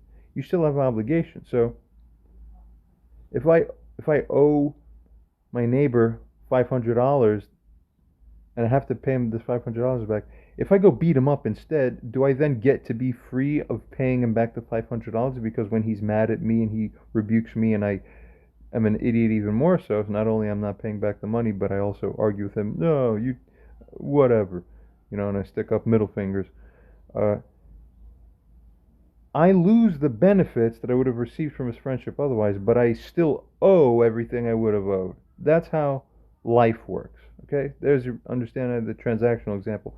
So the mother still owes as a custodian of the family, funds or the family essence from that perspective. You know, she still owes. If she has a son in this life who's dealing with this kind of stuff, if she's stupid enough to put herself in a position where she isn't trustworthy, nor is it right for her to be involved in helping, that's too bad on her. And if that makes it that it's harder for me because there's no one else around, that's the karmic burden she has to eat, but she can't avert that. She does literally have to pay for that. Mothers, let me give you, mothers of the world, let me give you a hint. Don't treat your children like this, because I don't even know how to word it. I usually have my words, but today I'm not in a good mood, and then I read this email that comes to you after from her. I'm not having it. I tell her, look, if you pay this much, given how expensive food is, I buy only organic. I don't touch things that are non-organic, pretty much. 98+% organic only. So it's caused everything almost costs double, and I eat a lot. And there's some metabolism problem I have. It's unbelievable. I don't know what's going on. Unless I'm eating a ton of food all the time every day, I'm losing weight. It's crazy. So I told her, instead of asking for about 180 every week, I'll ask for 200 every week. It's like a 10, 15%, 20% increase. Not even. If I told her, if you accept and grant this, that would just do much better for me. Because that area, it's like, from 150 to 160, very tough. 170, 180, it's like much easier. 190, 195, that's much, much easier. It's unbelievable how the leveraging works on finances and math like that. So I just told her, I'll send you a new request for the higher amount at a new rate starting tomorrow. We just do this via Venmo. Yeah, crazy. Don't put your children in a position like this, everybody. Okay, we have the context. All right, you understand? We understand what a good world looks like and what life looks like. I may not be able to respond to the previous email from her because it's so blood boiling that. Let's just consider this, you guys. Everybody sees how long my emails are, because from my end, it takes that much volume for me to absolutely address every single aspect. But look at the retardation aspect that is apparent by parents. It seems to be there from her. She sees that much and still doesn't change any of the behavior. That's the narcissistic psychological misalignment at the neural route. What happened? Okay, I may not be able to respond to this. I don't have it in me anymore to just write these long emails out, because if it's not working, the principle is eventually don't rebuke people who are unrebukable. Okay, I tried 2 long rounds of emails for the recent set now that's happened. Now post New Year's 2024, now early 2024. Didn't work. If we still see behavior from her that stems, it's offensive, the answer is nope, you lost. Cut the cords again. Go finish the videos. Keep in mind again, context. Did she promise, okay, I'll finish the videos as a sign of respect? Okay, let's see if she is finishing the videos as a sign of respect, number one. Because again, and I forgot to write this into ChatGPT, I think, as you saw earlier. Best I recall now. I don't think I did, I'm not sure though. But the point is, why would you petition for a sudden soon meeting if you haven't done your work and seen what I expressed through the videos yet? There's another point of inconsideration. You said you're supposed to watch the videos. You agreed. So we don't meet until you finish your job, lady. Duh. Why would I risk? So I could show up to you and so you could insult me some more and argue with me? Then I'll end up fucking punching you in the face. It's not probably ever going to happen, but the risk technically does come into creation. Why are you allowing such a risk?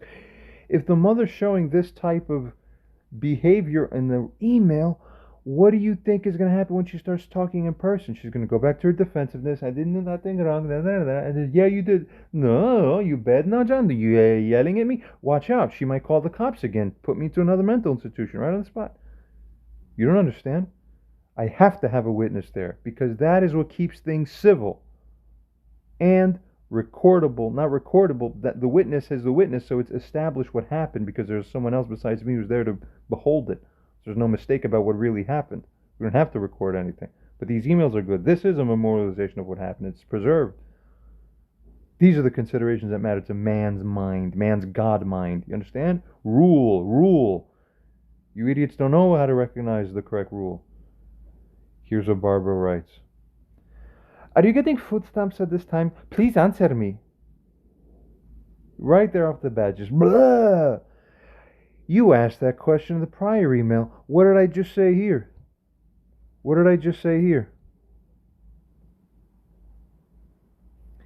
In regards to your other email, I will reply to it soon. Where one thing in that email was, I'm sure it was in there somewhere, oh, are you getting food stamps? I am getting food stamps. Otherwise, even what my mom's giving me here wouldn't be able to be enough for me to eat. I use the food stamps and this combined, I can eat and have a little bit of cash for transient things just at the level that I'm okay to like live without completely being fucking between a rock and a hard place all the way. How do you look at that? See, this is like God, the substantive request to see if she understands respect. I told her I will reply to it soon. Literally within I don't know, it was a couple hours, same day. I wrote to her in the evening. It came back in the same night. So literally within a couple hours or so. She's the first thing out of her mouth. I said, are you getting food stamps yet? Please answer me now. So all that right there. Number one, transgression. Number one, a violent. I'm not gonna use the word violent because technically it's not correct. My mom's guilty of misusing that word against me. Is not correct. Anthony even said, yeah, actually, I agree with John. Your use of the word violent here is not correct. You shouldn't be using that word. That's not what English means. The word I'm using, you're trying to use is violative. It's violative in substance. It's a boundary crossing, again, to ask me the question where I said, I'll reply to the email soon. Instead of soon. Soon's not good enough. I want to know now. You're violating my boundary. I said it would be, you don't honor the king? You don't understand the king? You're out. Are you getting food stamps at the time? Please answer me. She continues on. Money's very tight right now. I think I explained everything to you in the email. This is one thing I don't protest. I accept life as it is. If she says money is tight, I believe her. I really do. I understand. I don't ask for anything more than what I have to. I really hate to. I don't like to, given who she is to me, which is a person who's not on good terms with me. I don't want to ask for a penny more from you than what I need. And if it's not there, then that's also an act of God. That's in essence the universe made it that way. So I can't protest that either. So I say, okay, if you say so, then I'll agree that life will be very hard for me. Oh well, and I go out and roll with the punches. What the hell else? I'm not complaining about that actively. I say if it's there and it can be rendered, let it be rendered. When I get into a position where I could handle it my way, very good. So let's consider further. She continues to state, I could give you some food juices, cans, hot food, put less pressure on you. No reason. Stop right there. How many times in this whole narrative have we... And then she even acknowledges in the earlier... I can't even do this anymore. I don't have it in me anymore. I don't have it in me. I can't. You are evil. You need to be put into a cauldron and set on fire. These types of people in general across the board in life. All of you.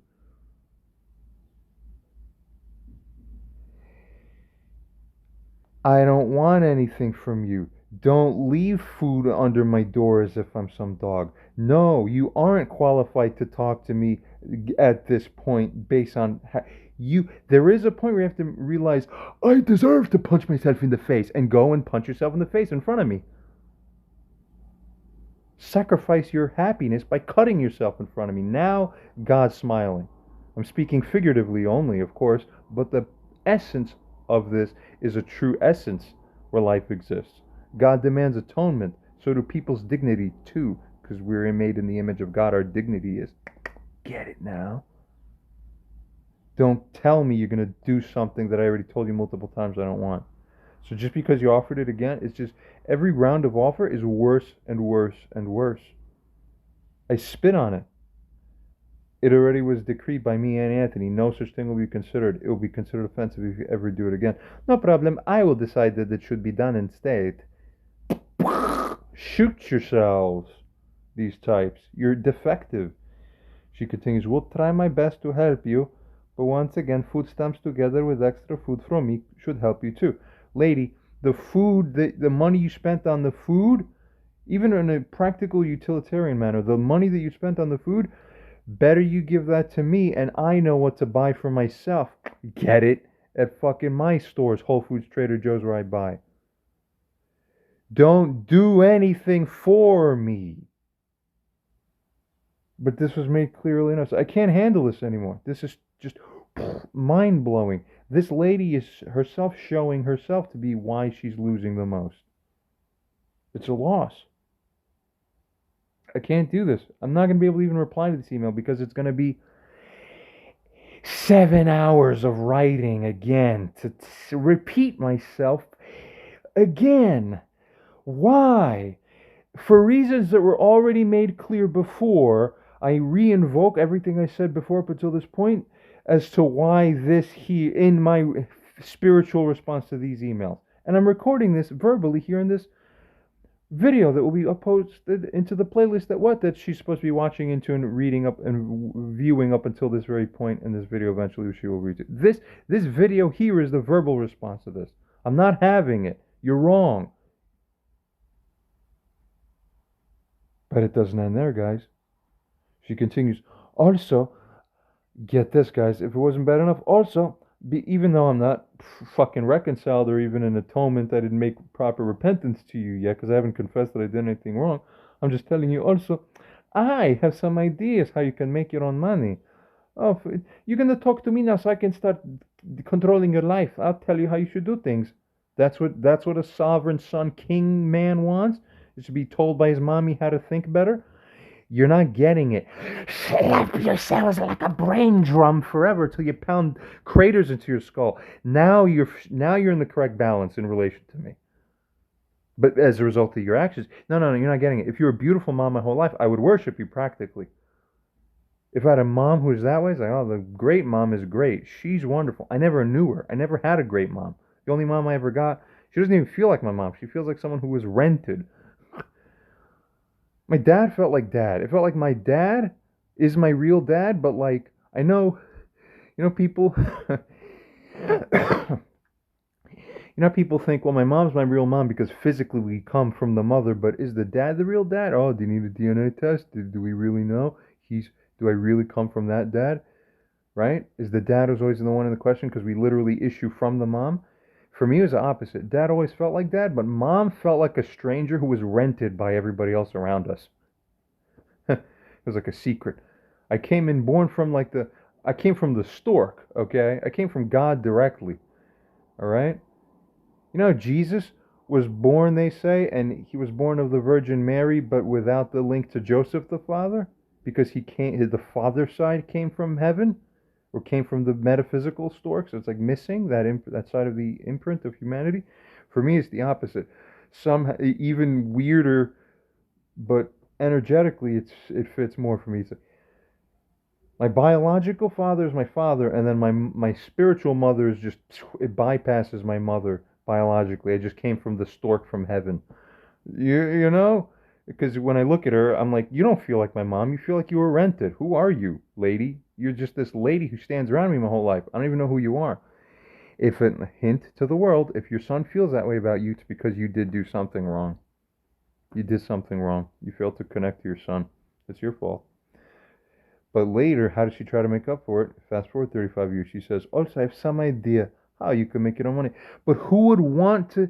Listen, get the message. For a man to look at a parallel universe, okay? For a man to willingly agree to say, oh, this is never going to happen here. You don't live in this universe, lady. You need to understand this. But come on, everybody, think. For a man to willingly end up with a manifest response and a feeling in the mind to go, oh yeah, Mom, that's great. then that's good. Let me, given how everything is, let me come to you for the injection of the proverbial penis into my mind as she's raping me with her thoughts. This is what this is. This is domination in essence. I'm gonna tell you how you should do it. You give up your control to me and I will pull the strings. Now everything's fine. No, that's the narcissism that every aspect that we've turned to has already said is not fit for a healthy relationship. I have no obligation to participate in it.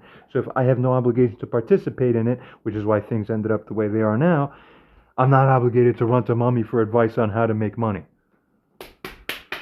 See the difference? Women don't seem to have common sense, or many women do, but I just never find them magically. They're everywhere except where I am, and then why? Because mom fucked me up, and then it just continues. So it just attracts more of the same. Help, life, help. Fuck. How do you help? God gave you the God code to tell you how. Witnesses, rebuke, publicization, confirmation of the wrongdoing, and certification of the matter, and then the whole community cuts the person off properly. Then you live in a hell of your own, isolated. Then, while everyone who's in the assembly then turns to the one who's the victimized person and say, we got your back, you were right. And then it's like, oh, and God pulls the veil and then sets it as if it never happened or close to it. Because you need the vibratory essential frameworks of understanding to be put in. There's no framework for this in existence. It's like I'm an alien who came from the future to look back at 2024 now and say, you people don't even have moral frameworks, installed by advanced AI networks into each of your systems with the correct laws. Imagine if I took you and I put you back in time 2,000 years and you were watching pre-medieval times. Everybody's rolling around in the dirt in their feces practically, and you're like, you don't even have a way to clear the feces from your lives. You don't, here's the pipe, here's how to use a water system, now it's gone. Oh, and you just rigorously invent the structures that make it work well now. Yeah. From the moral aspect, you're them. In 2023, you have mathematics highly developed, you have science highly developed, and your morality as a society, integrous, is non-existent. You're as deficient as 2,000 years ago people's plumbing was. I'm like the first alien from the future manifesting now after my coma and my GABA B upregulation, looking and going, you don't all see that you're missing it? Just like 2,000 years ago, they didn't see they were missing the plumbing. They just couldn't have the insight until eventually they did. Now we're better with that. But you're not better with this. You're all in delusion land. I feel like God's future plumbers come down to fix you. But she or she thinks, as I was saying prior, here's the thing to understand. For me to accept it is for me to have to lower my dignity. Oh, it's for me to have to accept, oh, it means my mom's smarter than me because I don't have ways to work it out. No, she is going to work it out better, but just for her own selfish reasons, of course, essentially. No, you're not going to be a teacher as a woman for your grown man how to tell him what to do. It's not going to work. It's just insulting that you even try. Your only job, I'm not sitting for a lack of this. God's using me for the purpose. It's beyond anything. It completely transcends anything you understand. Don't even try. If you think you have an idea, first punch yourself, uppercut yourself till you're bleeding from your jaw. Then you're better now. Because now you're preoccupied with the wound you gave yourself and not with your stupid idea that you had. God, it literally is better. You don't understand. Humble yourselves till you're microbes. Then you fucking will get it. God almighty. It continues on. The insults never end with this one. Then she says, lady from Craigslist costing $300 to $400 for everything? Yeah, I know. And if she got up to this point, which I didn't even know if it would ever happen, this is literally a day after I agreed to hire her on. I'm not going to use the word hire because she's not an employee technically. It's a contract. It's an agreement between private parties. You know, like words cannot even express. Words cannot even express. Nothing. I can't even say it. It's the appreciation for any human being doing something like this for me out of compassion and a grace is like, wow.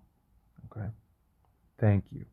For you, for anyone in the world who's of this type of nature, that they've come through in this way, thank you.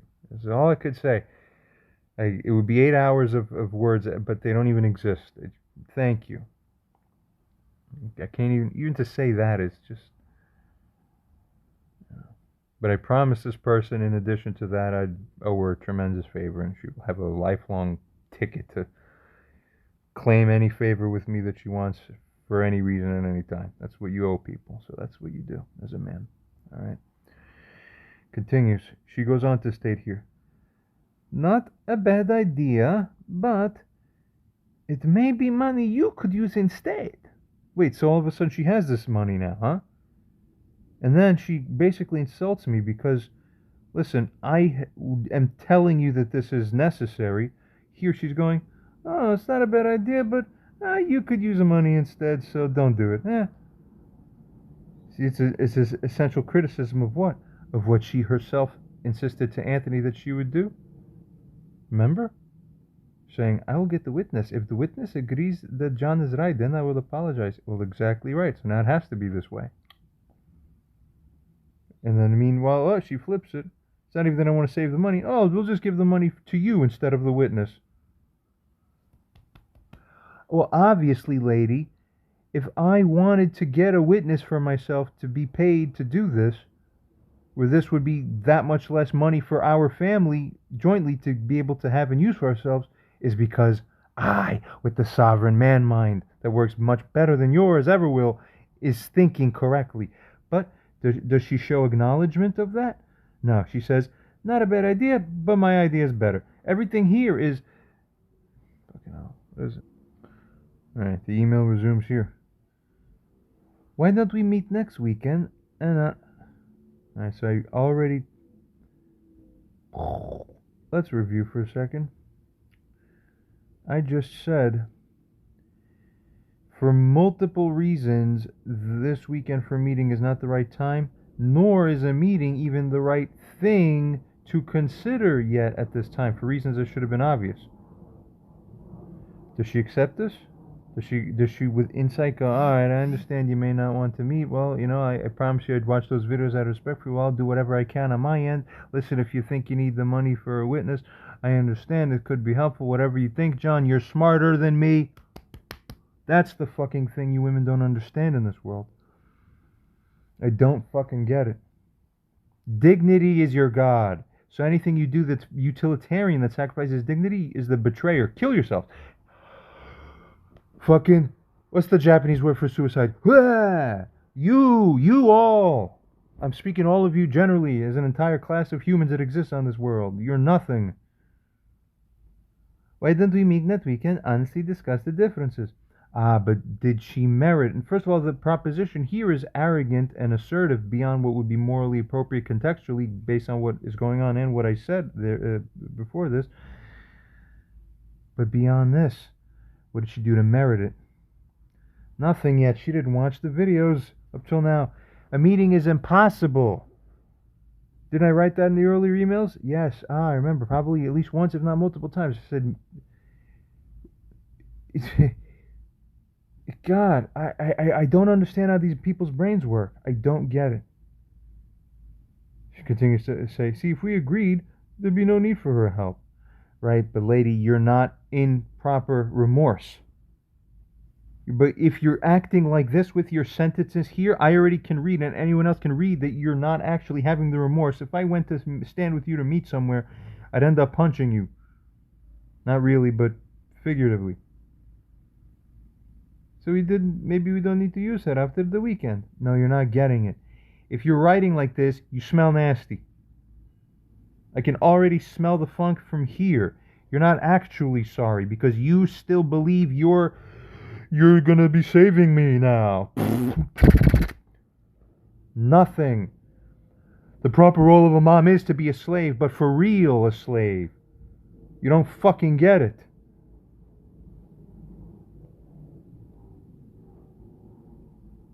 God, what is a wife? What is a daughter? That's the same thing a mother is. All three are the same thing. They just cover different phases of a man's life.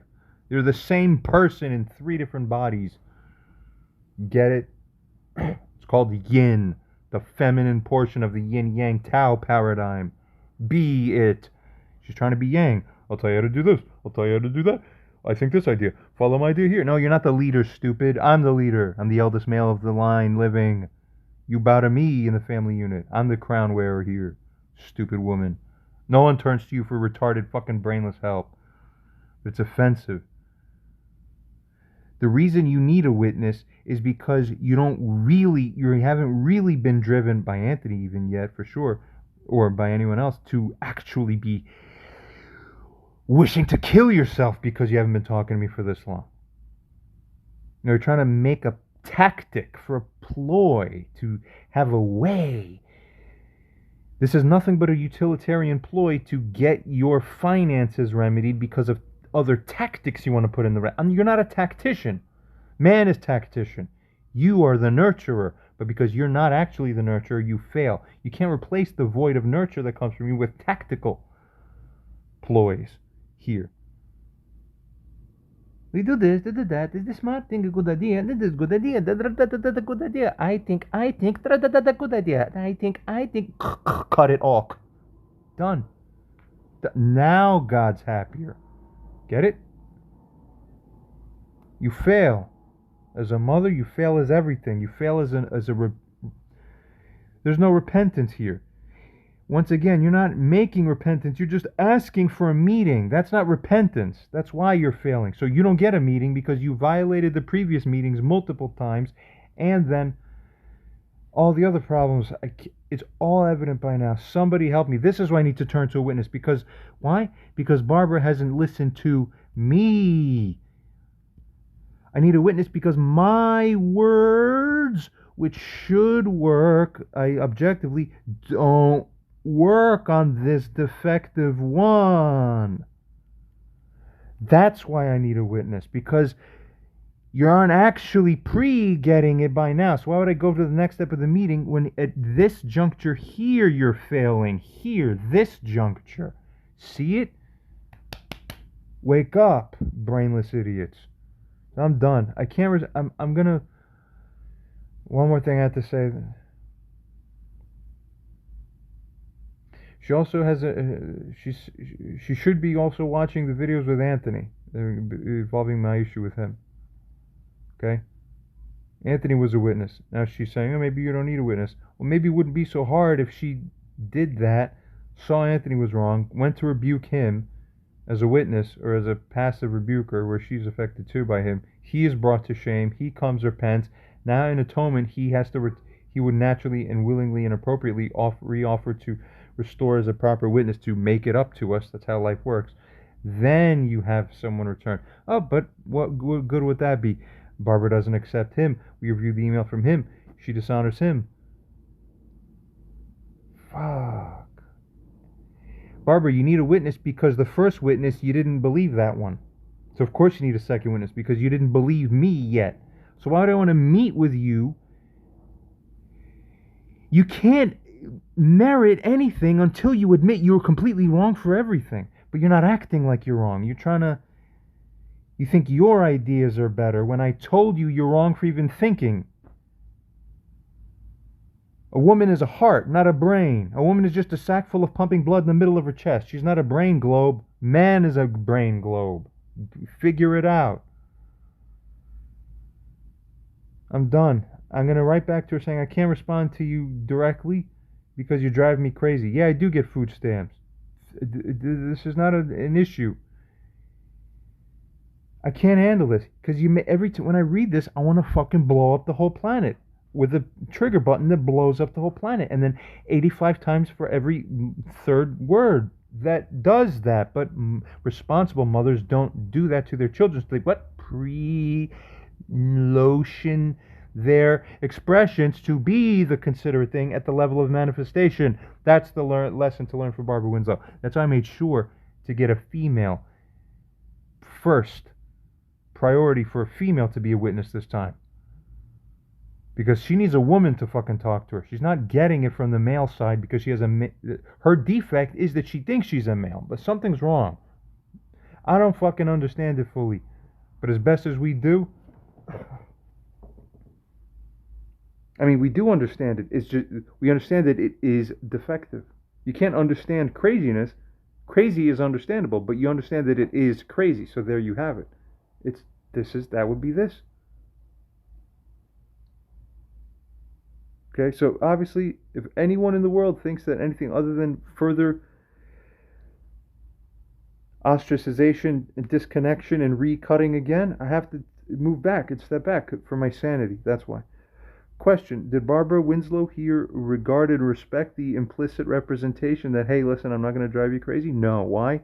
Because all the layers of words here naturally would drive any man in my position who has full dignity and who cares about it, would be an insult to my dignity, which is the offense.